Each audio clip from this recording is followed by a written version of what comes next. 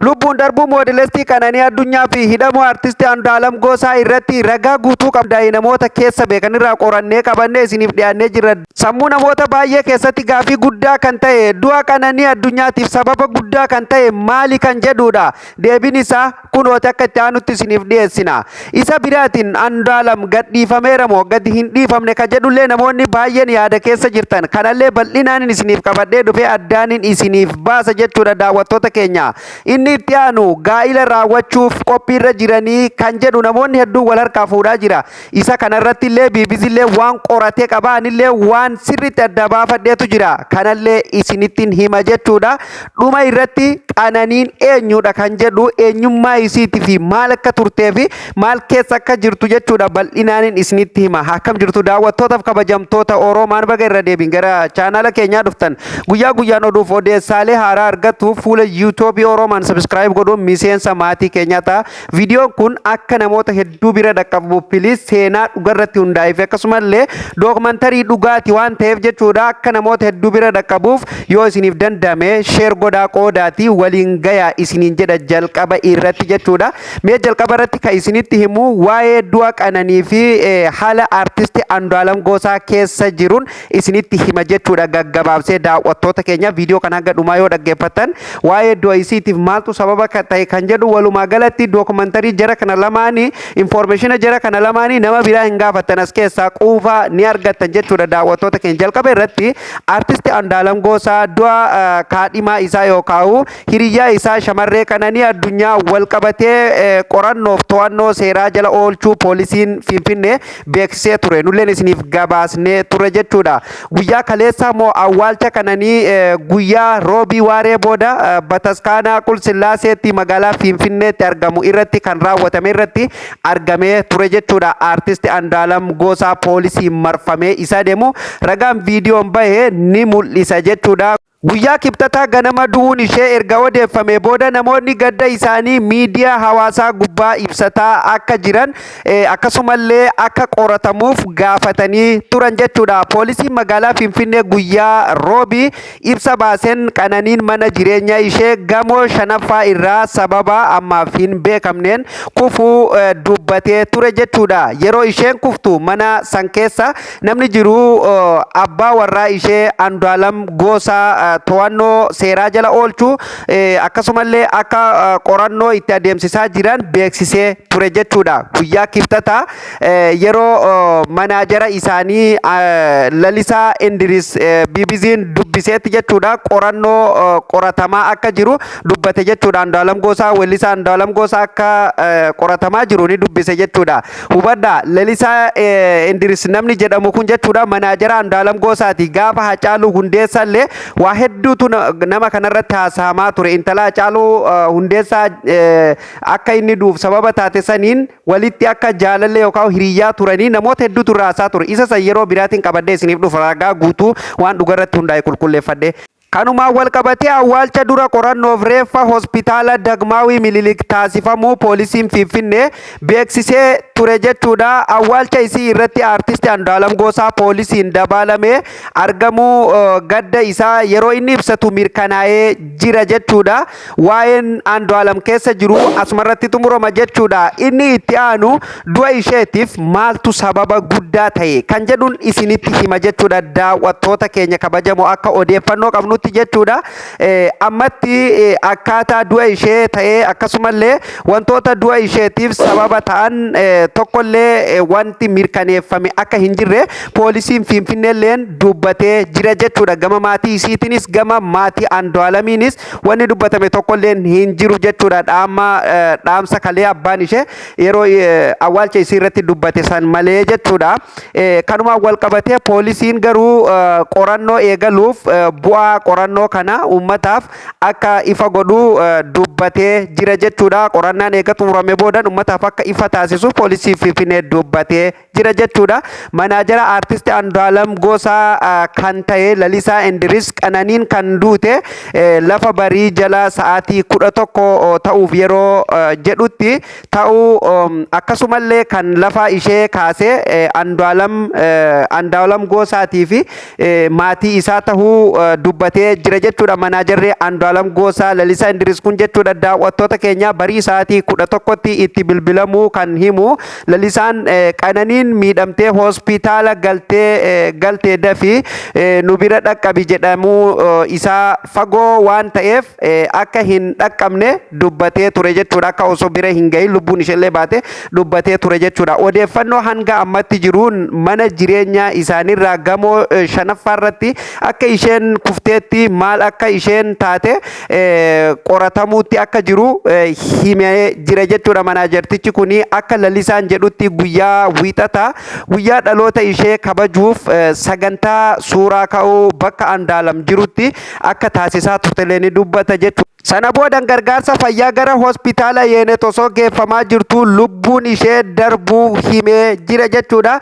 Achi hanga bariitti erga ture booda poolisiin dhufee reeffa achi fuudhee gara Minilikiitti geessee qorannoo reeffaa taasisaa akka turellee himamaa jira jechuudha. Poolisiin Finfinnee gama isaan Qananiin erga kuftee booda gargaarsa fayyaaf gara hospitaala Yeenet osoo geeffamaa jirtu lubbuun ishee akka darbitellee ni dubbata jechuudha. Akka gamoorraa dhatteen akka lubbuun isii hin bahin ifaan ifatti adda baasanii jiran jechuudha. Qananiin eega lubbuun isii darbitee qorannoon barbaachisu reeffarratti taasifamee xumuramee boodan awwaalcha Finfinneetti raawwatamuu dura reeffi ishee maatii ishee magaalaa Sulultaa jiran bira geeffamuu himamee jira jechuudha. Kanallee kanumaan xumurree bira tarra jechuudha. Kan itti aanu Andu'aalam gadhiifameera moo gadi hin dhiifamne kan jedhu gaafii namoota baay'eeti. Namoonni baay'een akkuma kalee awwaalcha ishee irratti argaa turan jechuudha. Andu'aalam gadi dhiifame kan jedhulleen hedduudha. Akkasumallee gadi hin dhiifamne poolisiitu qabee fide kan jedhulleen namoota hedduudha jechuudha. Kanaafuu addaan isiniif baasa jechuudha daawwattoota keenya.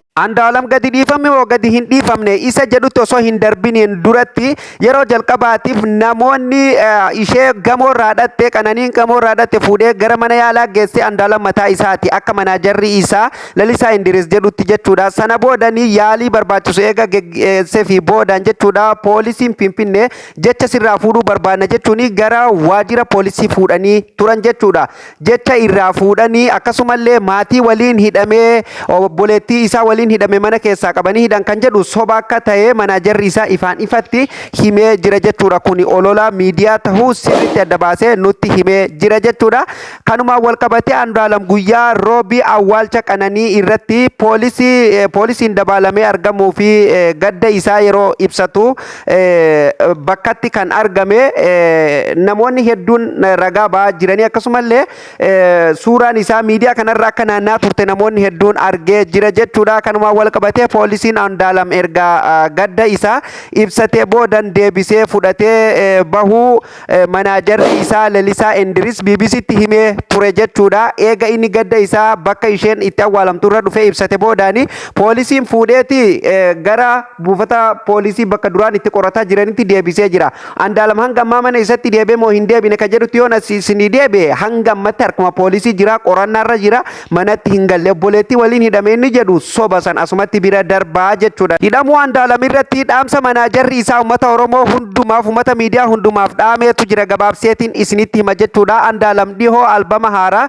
kan gadhiise yoo ta'u torbaan muraasa dura viidiyoo kilippii haaraa uummataaf gadhiisee poolisii Finfinnee osoo qorannoon hin xumuraminiin odeeffannoo garaagaraa miidiyaa hawaasummaa gubbaa qoodamaa jiru akka sirrii hin taane eeree jira jechuudha. Namoonni kana godhan akka dhaaban beeksisee ture jechuudha. Lalisaanii gama isaatiin odeeffannoon dogoggora maatirraa hin taane yookaan bakka adda addaarraa kan walitti funaaname jiraachuu namoonni hanga wanti sun qoratamee qulqullaa'ee yookaan adda baafamee poolisiin ibsuutti waan akkanaa kanarraa gocha akkanaa kanarraa akka of eeggatanii cimsee beeksisee jira jechuudha. Kanumaan wal qabatee akkuma beekamu artistoota Oromoo fuulduratti mul'ataa jiran keessaa Andu'aalam Goosaa nama tokko waa'ee wallee isarratti namoonni hedduun kana durallee warra basharrallee qeeqni guddaan akka irratti ka'aa ture ni beekama jechuudha. Kanumaan wal qabatee kana keessa namni dhagaa akka itti darbataa jiru kana daheeffatee jechuudha mul'ataa waan jiruu fi manaajarri isaa kuni dhaamsa guddaa kana isinii dhaamee jiraanillee isiniin gaheetiin jira jechuudha. Daawwattoota keenya kanallee kanuma irratti xumurra.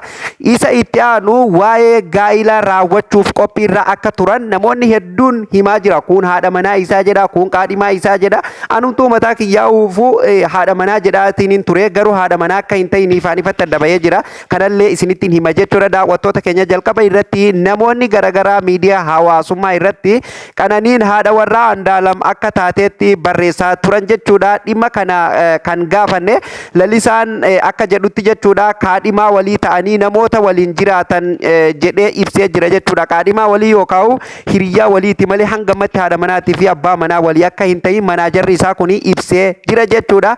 Yeroo dhihootti sirna gaa'ila isaanii raawwachuuf qophiirra akka jiranis sirritti akka beeku keessa waan sirritti beekuuf BBC waliin akka dubbatetti manaajarri isaa yeroo dhihootti gaa'ila akka gaggeessuuf deemani malee haadha manaaf abbaa manaa akka hin ta'in ifaan ifatti adda baasee hime jechuudha. Haa ta'u malee poolisiin Finfinnee ibsa baasee keessatti Qananiin haadha warraa Andu'aalam jechuun ibsee ture jechuudha. Akkuma warri miidiyaa kun jedhaa jirru poolisiin Finfinnee illee haaluma kanaan haadha manaa isaati jedhee ibsee ture jechuudha. Maatii Qananii keessumaas maatii Andu'aalam irraa odeeffannoo dabalataa argachuuf akka yaalaa jiranillee dubbatamaa jira jechuudha gama poolisii Finfinneetiin jechuudha. Kana dura artistii Caalaa Bultumee fi artistii yookaan Andu'aalam Goosaa walitti bu'anii dubbiin ijoo dubbii ta'ee erga ture booda jechuudha. Jaarsummaan furmaata akka argates ni yaadatama jechuudha. Kanumaan wal qabatee olola adda addaatu gidduu kana deemaa jira. Kanarratti poolisiin Finfinnee qorannoof jechuudha gama maatii Andu'aalamii fi gama maatii Qananiilleetiin waan jiru hundaayyuu argatuuf akka yaalaa jiranii dubbatamaa jira jechuudha. Waa'ee gaa'ela isaanillee kanumarratti gabaabsine bira darbina jechuudha. Dhuma irratti Qananiin eenyu ka jedhu gabaabsee isinitti hima. Waan hedduu garaa nama nyaatu dhugaa rabbi. Abbaan isii akka kalee yeroo awwaalchisirra sanirratti dhaammatetti jechuudha. Ani intalatiyyaa barsiifatuufin ol erge wanni barsiiseef akka isiin iddoo guddaa geessuuf akkasumallee barattee akka isiin iddoo guddaa geessuufin barsiifadhee ol erge malee akka isiin kanaan gannaa deebituu miti jedhee waa hedduu dubbatee ture jechuudha. Daawwattoota keenya kanumaan wal qabatee Qananiin eenyu ka jedhu isinitti himamee eenyummaa isii hanga tokko gabaabseeti jechuudha. Daawwattoota keenya Qananii yuunivarsiitii Arbaa Mincirraa muummee barnoota injiniringii digirii jalqabaan eebbifamuu ishee ni beekama jechuudha. Guyyuma muraasa dura kan isiin eebbifamtee jechuudha. Eegas hojii moodelistingii beeksisaa kan turte miidiyaa hawaasaa gubbatti jechuudha. Hojjechuun beekamti jechuudha. Erga duuti ishee dhagahame booda namoonni miidiyaa hawaasummaa gubbaa suuraa ishee qooduun gadda isaanii ibsataa akka turanillee ni beekama jechuudha. Kanumaan wal qabatee namoonni baay'een hordoftoonni isii duraan 300 fi wayi jiru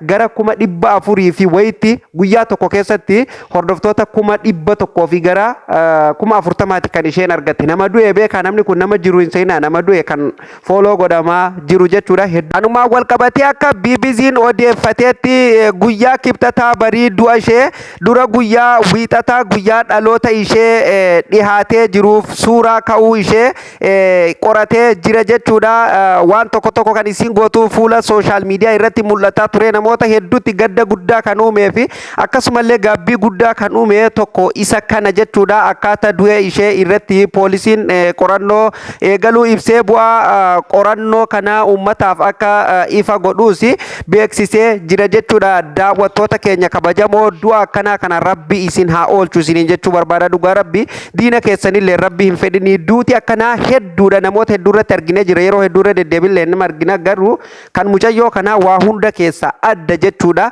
Hedduu kan nama gaddisiisu jechuudha. Hedduu dhugaa rabbi haadha abbaan ishee sun kamitti akka jiran rabbuma beekaa. Waaqni haa gargaaru jenna. Akkasumallee firoottan isiitii fi hiriyoota isii dinqisiifattoota isii hundumaafuu jajjabina isiniif hawwina. Yeroon immoo yeroo jajjabina waliif hawwan osoo hin taane yeroo qoratanii haqni isii bahu keessa jira waan ta'eef jechuudha. Akkuma abbaan ishee kalee jedhee intala tiyyaa akkuma Hacaaluu Hundeessatti haqni isii akka hin dhokanne Oromoon hundinuu akka haqa ishii naa baaftan jedhee dhiiga isii akka naa baaftan jedhee dhaammatee jira jechuudha. Dhaamsa dhiiraa dhaamsa abbummaa dhaammatee jira. Egaa silaa Oromoon haqa namaa qorattee baaftu ni jirti jedhee yaadu gama seeralleetiin seera Itoophiyaa kan waliin beenu jechuudha. Hundaafuu haqa Qananii addunyaan rabbi haa baasu jechuu barbaanna jechuudha.